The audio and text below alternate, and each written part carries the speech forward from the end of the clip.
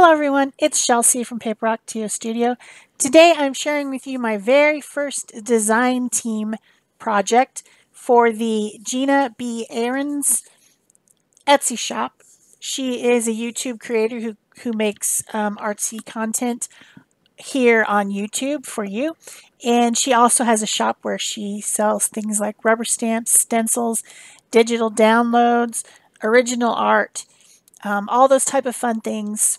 She's got the shop that I wished I had, but I don't because I don't have time and I just can't seem to get it together. But each month I will be doing a design team project all through the year, and it will always be on a Tuesday, the third Tuesday of the month. So that's what it is for January. The prompt was journal it. And so, of course, I'm making an art journal page. And I looked in my bin of things that I have collected from Gina, and I have a couple stamp sets and some stencils and some digital downloads. And I'm picking out what I'm going to use on this page.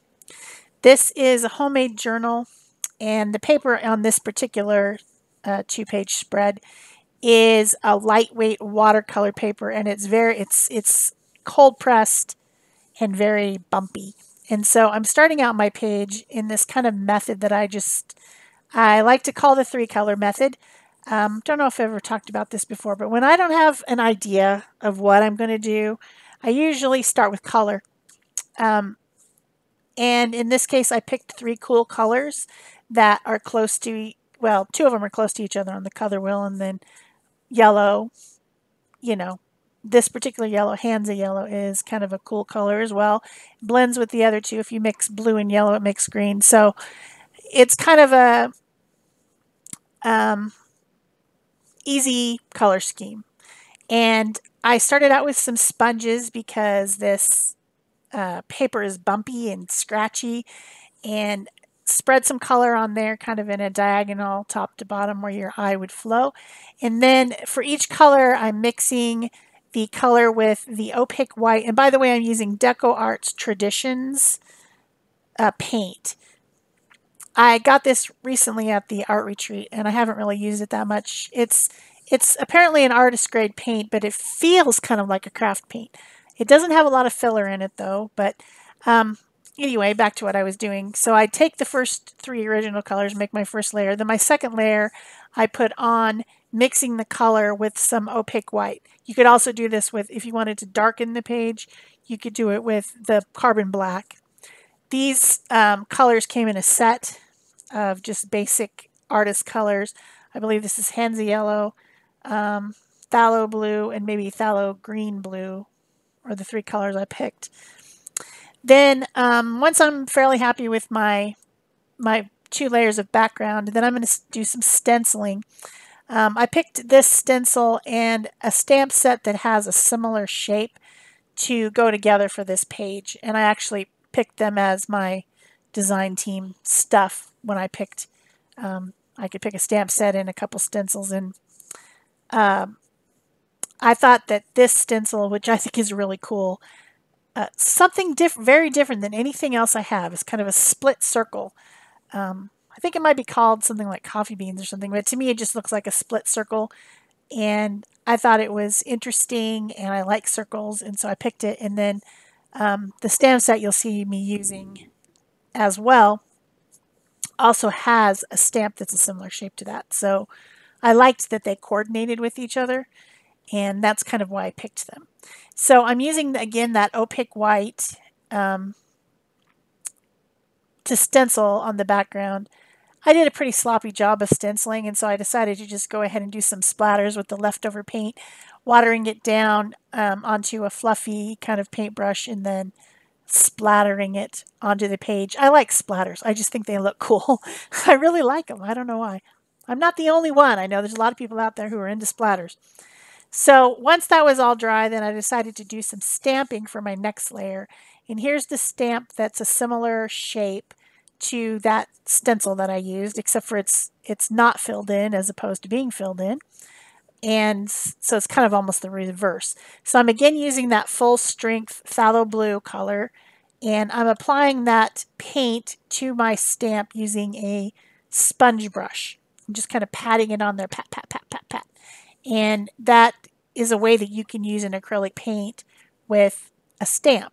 These stamps are very nice. They are etched red rubber. They're not made out of silicone or anything. They're nice, real stamps, like real ones from like back in the day. I was very happy with the quality when I received them. I have a lot of those silicone ones, and I just don't think they perform as well as the red rubber. Maybe I'm a stamp snob. I might be. I'm not sure. Anyway, there was another circular kind of a stamp with smaller circles in the set, the stamp set, and so I'm using that one with the full strength yellow. No, actually it's not full strength. It's mixed with the opaque white. And the reason that I did that is because yellow is a translucent color.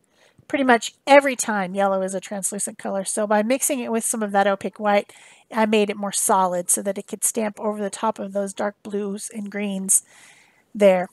So now I've brought that yellow back up to the forefront of the page, and I'm liking my background. I think it looks pretty cool.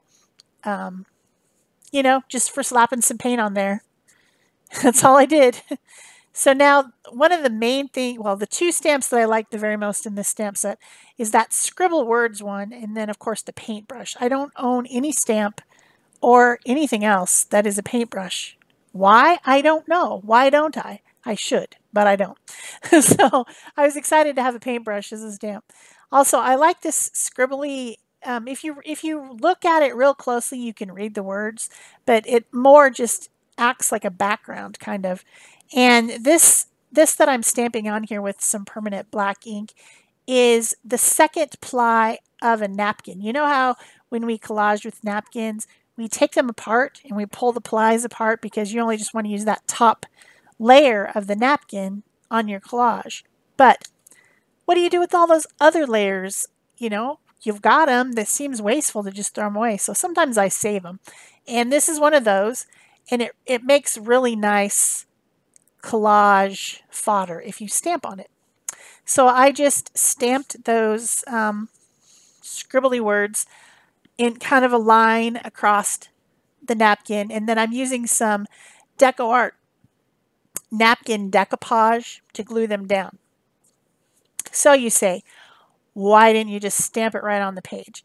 Now this book, I'm getting towards the end of the book and it's very uneven and there's a large dip in the middle and there's just no way that I could have stamped that evenly across the page like that.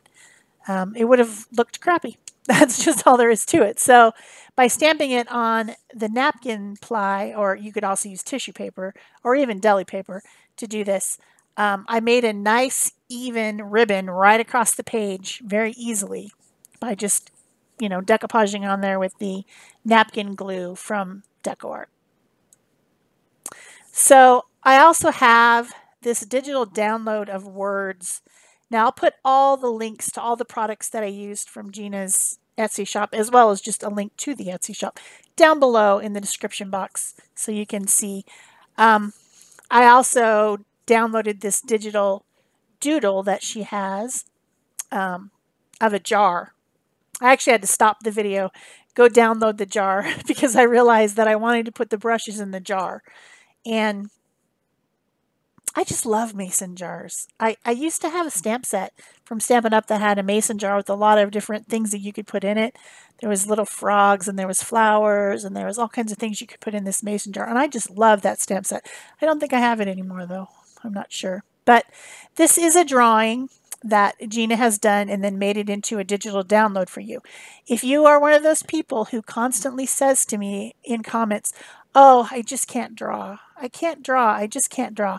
Here is an option for you. She has a ton of digital downloads that you can use as drawings. They are drawings. They're her drawings. Of course, normally for me, because I feel comfortable drawing, I would just draw this. But of course, I'm doing design team and I'm showcasing options for you out there, what you could do if you don't feel comfortable drawing. So I stamped the little brushes onto the excess paper. I did print out that digital picture, and it's a JPG file, so you could make it bigger or smaller or whatever size you want. And Because I have an inkjet printer, I went over the top of it with a brayer with some matte medium just to seal in the ink since I knew it was going to be a layer. I glued that on with some matte medium, and then now I'm putting on the brushes. I left some longer pieces on the ends of the brushes because I wanted to make them long handled brushes. And at first I thought I was just going to put them in the jar all sticking up like they were flowers, but then I realized that if I was really doing art, most of them would be dirty and they would be in the water. So I switched gears midstream and I put them in the water. So yeah, you know, these things happen. I changed my mind in the middle of it. So then this is one of the digital downloads of a lot of different words. And it's designed so that it can fit on labels, the small skinny labels at 6187, I think, or something like that. But anyway, I don't have the right size labels. So I just printed it out on a regular piece of paper. And then I'm just trimming them with my trimmer to cut out the words. So it would have been fantastic if they were on labels. This would have been so much faster. And I did order the labels from Amazon, but I don't currently have them. So this digital download comes with black on white, white on black, and then also white on turquoise. And I thought I was going to use the turquoise ones, but then I realized that none of my background colors were really the right color. It's kind of like Tiffany blue, turquoise. Really neat. That's the ones I wanted to use, but then I ended up using the white ones instead. So I trimmed out some of the words that I wanted to use, and this page is kind of like an inspirational page, like things you tell yourself, like be in the now, be fearless, be yourself, believe you can, love yourself, choose happiness. These type of things that we all need to hear sometimes. I definitely need to hear them a lot of times. And then the other one says, infuse your life with art. And I really liked that. That was like the first one I picked. Infuse your life with art. What a great thing to say, right? So I glued those down on the other side. And then I put the little infuse your life with art one next to my brush jar. I actually have something very similar to that, a jar full of water with brushes in it right now on my desk. That's called brush abuse, people. I abuse my brushes. They need to be rinsed out and conditioned and treated nicely, and instead I just leave them soaking in water. Oh, yeah, bad thing to do. So as I was collaging this on, I had not let the Memento ink dry all the way, and some of it got kind of wiped away when I was using my collage brush over it.